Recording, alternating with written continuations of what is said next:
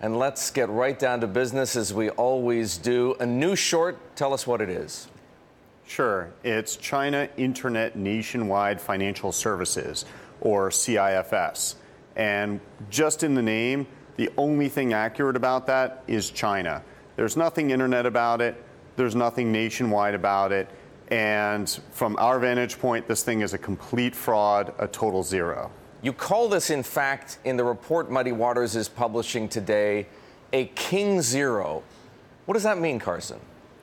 That means it's another one of these empty boxes from China where whatever real business there is just a teeny tiny fraction of what they actually report. So it's hard to tell whether the percentage of lies here is greater or less than a Sino-Forest or some of these other names, but it's on par with. On par with, meaning that it's worthless?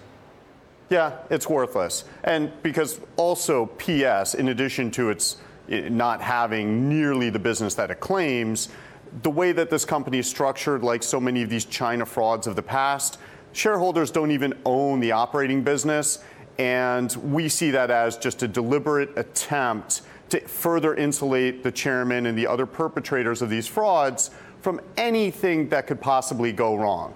So one thing to understand, and this is probably a bigger point, but when these companies list, when these frauds list, nobody ever gets in trouble for it.